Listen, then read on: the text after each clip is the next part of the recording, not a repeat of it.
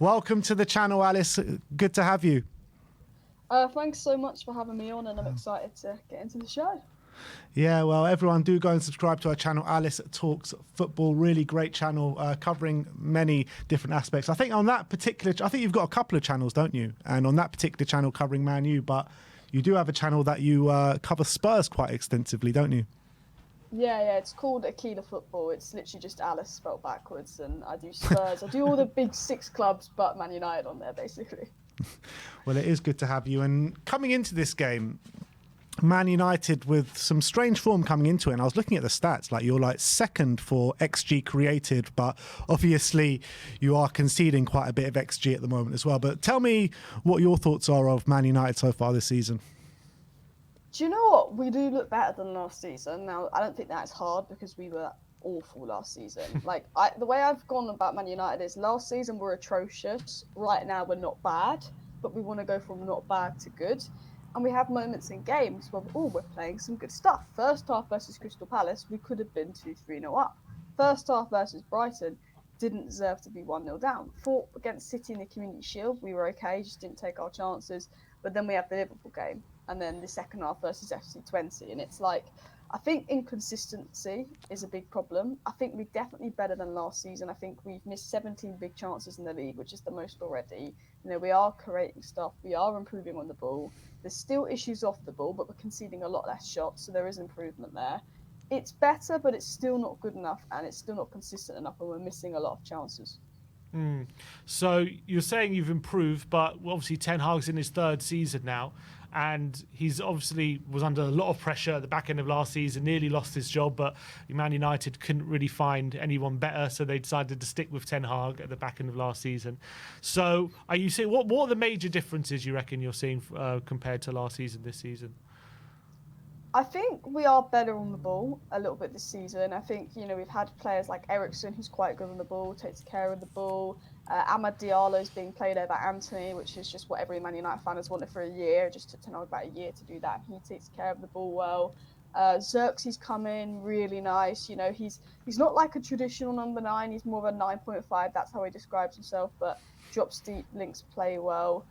And obviously players like Maino obviously have been good on the ball, and Mazraoui's come in, he's good on the ball, having Martinez back. I think we're taking care of the ball in general better, and the build-up is better, and there's definitely improvements in our play. I think off the ball we are definitely more compact, but it's still easy for teams to have a few chances against us. I think it will be easy for Tottenham, particularly down your right-hand side, our left-hand side, just because of the ground coverage there off the ball. We do have players like Eriksen off the ball is not good enough. He's good on the ball, but he can't cover the ground needed.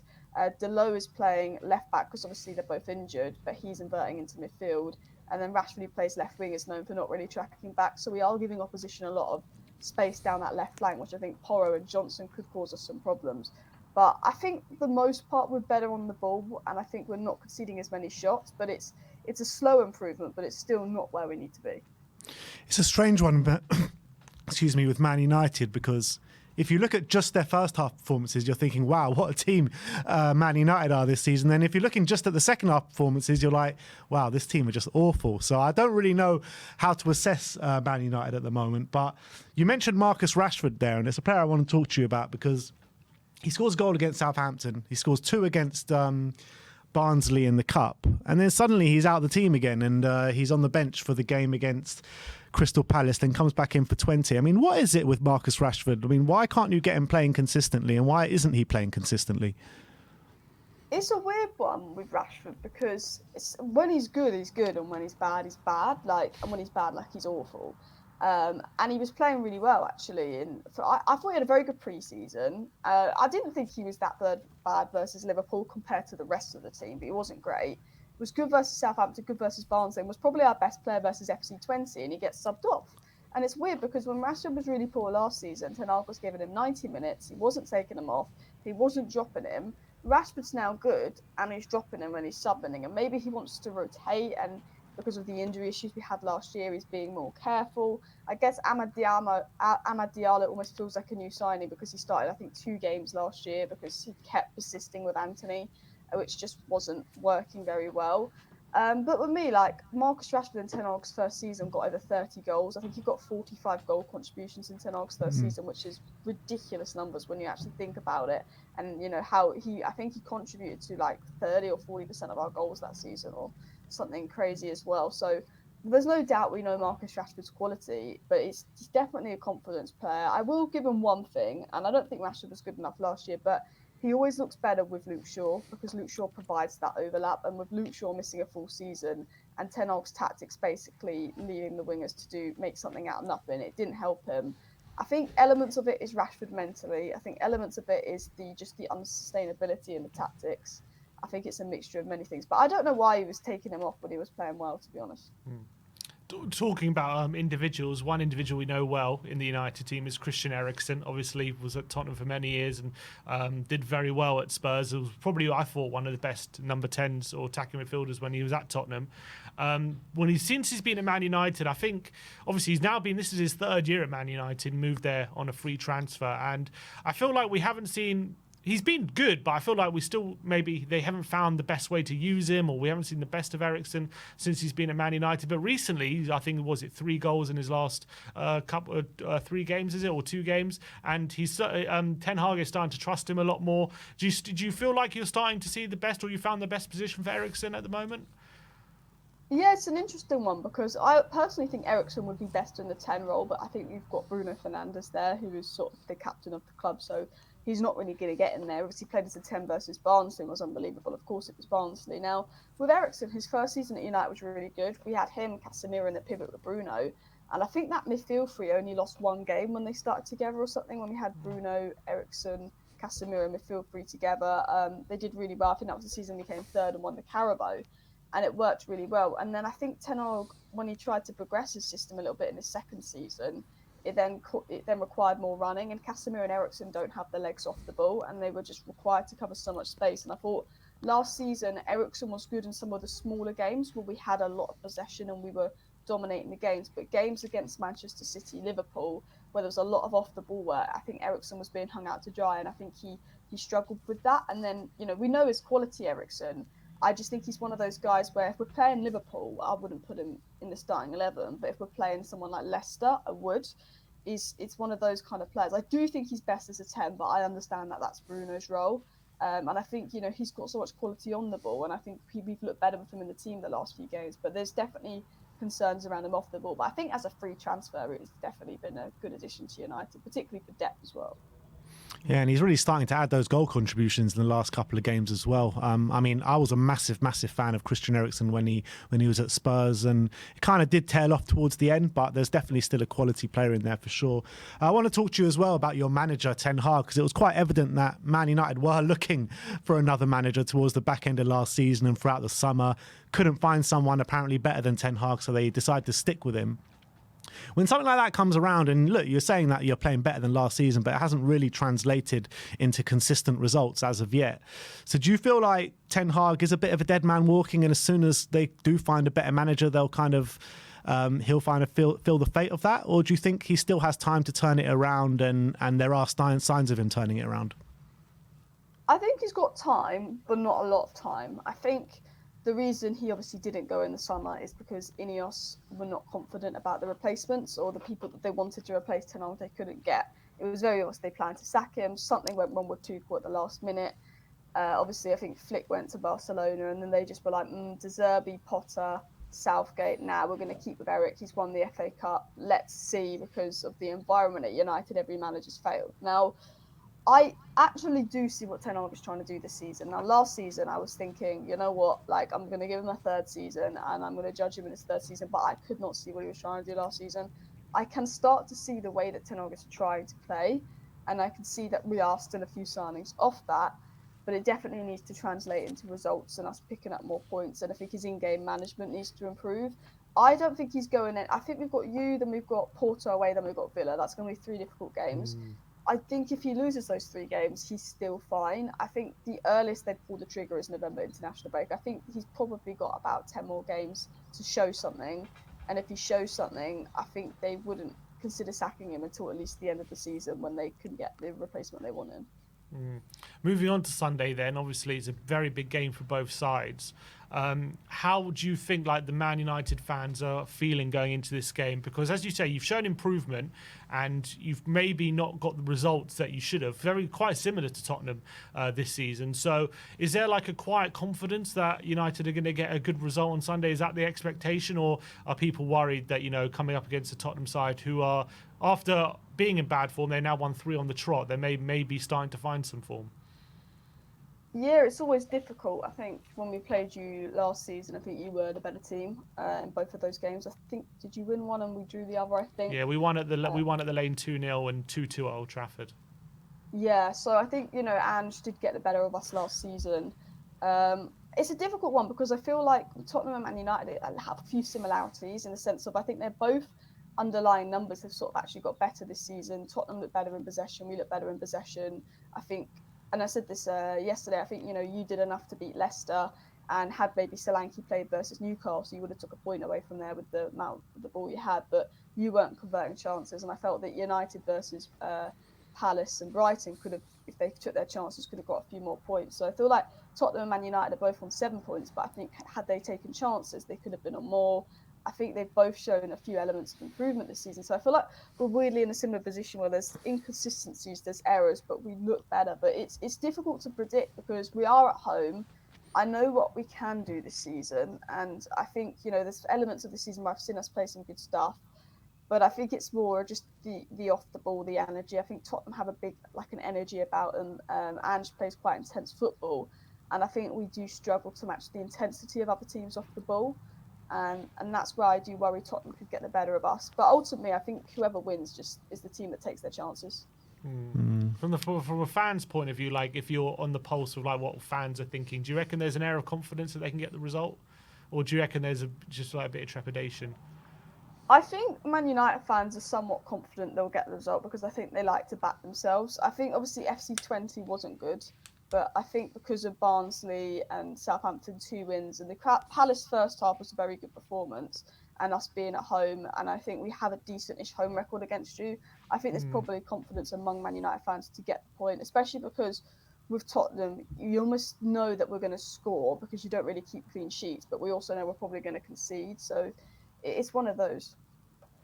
What is your opinion on Ange and Spurs right now? Because you've seen them for a season last year. Obviously, great start, tailed off second half of the season. In my opinion, I think Spurs have actually started the season quite well in terms of performance level, but obviously results haven't gone our way on a consistent basis. But now that's 3 wins on the bounce with Coventry, Brentford and Qarabağ with 10 men last night. So what is your opinion on Ange, and do you think he is the right man to take Tottenham forward? Yeah, I think Ange should be given a bit more time and leniency. As I was saying earlier, I think Man United and Tottenham both on 7 points, but Man United will feel like they could have had 4 more points, and I think Tottenham will definitely feel like they could have had 4 more points. You probably did enough to get 3 points versus Leicester, and I think if you'd taken your chances, could have got a point versus Newcastle. So, I watched your performances and I thought, ooh, you were really good in that first half versus Leicester. You're not 3-0 up. And I've watched a few of your games and I've been like, yeah, Tottenham have looked really good. So, yeah, I think Tottenham look better this season. I think your possession numbers are obviously very high. I think there's a bit more flow there with Tottenham as well. I think you do look a bit better defensively as well. I do think when I look at Tottenham all round, you look better. I think Bentancur and Kulusevski are having, decent seasons so far. Maddison, he always seems to start seasons well if he can maintain that. And I look at Tottenham and I look at Ange, and I think this is his 2nd season. I think people don't realise the difference between Conte ball and Ange ball, and that it is going to take time. Arteta came 8th, and then in his 3rd season he came 5th. But in his 3rd season, the way of football that Arsenal played dramatically changed. So I always say with managers, and that's why I said I wasn't going to judge Ten Hag to his 3rd season, which is now, you should give them 2 full seasons to learn, adapt. And then as they go into their 3rd season, that's when the excuses run out. So unless it gets really bad, I think that Tottenham should back Ange this season, see if there's a couple of players that he just needs in the summer, and judge him in the 3rd season unless it gets bad. I think that Tottenham, it's a long-term project and there's going to be inconsistencies. But I do think you've looked better this season in general, and I think you could have been on more than 7 points. You've just not taken chances. And I think the new signings, I feel Solanke looks good. He looks like he can fit in. I think Kulu's getting back to his best. I think your back four is pretty much nailed on, and it's just finding the balance in midfield. And if Brennan Johnson could keep scoring and contributing, and then maybe Mikey Moore could get some chances, you never know. I think there's a good player there. I mean, for me personally, I think that Ange is fine. I think people just need to give him a bit more time. So what from an outsider's perspective, what do you think Spurs are missing then to really becoming that side that can go challenge right at the very top? I think a top winger, if I was going to be honest. I think someone that I think like Brennan Johnson is a little bit inconsistent, but he's got 3 goals in his last 3 games. Werner, I just don't see it personally myself. I don't think anyone does, to be fair. I mean, Son is good, but I think obviously the age and stuff and all of that, and I think Kulu is better centrally in Ange's system. So I think for me, Tottenham need a top winger. Probably wouldn't be realistic, but Nico Williams would have been probably someone in the summer that you'd have been yeah. And then I'd say top winger, and then potentially it's more the balance in midfield. It's you have good midfielders, but I think it's figuring out what the balance is. Benson Kerr brings control, Kulu and Maddison's working well, so that looks good, but I think Basuma can be hit and miss. Sarr, I like Sarr, but I think he's just young and stuff. But I'd say the next signing, if I was Tottenham, would be a top winger, maybe another midfielder, and then maybe just depth on the left side of defence. Yeah, I completely agree. I mean, I couldn't agree more, to be honest. If I offered you right now a manager swap, Ange for Ten Hag, would you take it? Well, that's a difficult one because part of me definitely would a no. It's not definitely a no. Because I really like what Ten Hag did at Ajax. That's the thing. And if there's any chance that Ten Hag can do what he did at Ajax at United, I'd take it. But when Ange first came into Tottenham, he was playing better football than I felt that we'd ever played under Ten Hag at United. But I'd probably say just because we're 2 years into Ten Hag, I'd just stick with him. But if it was Ten Hag had never been here and had a choice, it would be a different situation, I think. If you could pick one Spurs player to sign and put into your team, who are you picking? Ooh, that's a difficult one. Probably, I know we've brought a few centre-backs, but I do like Van der Ven. And, I mean, Kulu would be good, but I think we have quite a few sort of attack players that are similar. Or Benson maybe, because I think midfield's still our biggest issue. I think Van der Ven I'd like, but I think we need a midfielder more. So I'd probably say Benson maybe Gray or Bergvall. I like the look of them, but I think probably someone that's more ready now. I'd probably say. You're not taking Solanke over Højlund or Xerxes? You're backing your strikers? I'm backing our strikers weirdly because they're young, and I think there's something there. It's midfield for me, and you could argue left back, but yeah. Left back, yeah, doggy. Yeah, Shaw's always injured. On Sunday, you mentioned United, they're better on the ball this season, and obviously Spurs are a kind of team that really look to dominate whoever they play. So even though it's at Old Trafford, are you expecting the game to pan out like Tottenham dominating possession and United trying to catch them out in transition? Is that how you expect the pattern of play to go? Weirdly, yeah. I think he's gonna play a bit more direct and let Tottenham have the ball, which he tried versus Liverpool and it didn't work. So that makes me a bit nervous because I think if Eriksen starts and it's one of those games where we're not going to have a lot of the ball, and then you've got Eriksen on the left with Delo inverting and then Porro getting down and Brennan Johnson getting a bit more confidence in, I do worry a little bit if Tottenham have a lot of the ball and us giving them space and stuff. So I have a feeling Tottenham will have more possession in this game, and that does worry me a little bit. Ten Hag has, he's chopped and changed a little bit so far this season. What do you have the predicted lineup down as for Man United going into the game? Who do you think will start? I think back four's nailed on because, we've only got 2 fit fullbacks and Delo and Mazraoui, and then De Ligt and Martinez will probably play. Goalie, obviously, and Nana. Midfield, I'm assuming Bruno will start. I don't think Bruno's had the best start to the season, but you just know that he's someone that will play. Maino, I think, will play as well. And then it'll be interesting because I think he's going to go Eriksen, Maino, Bruno.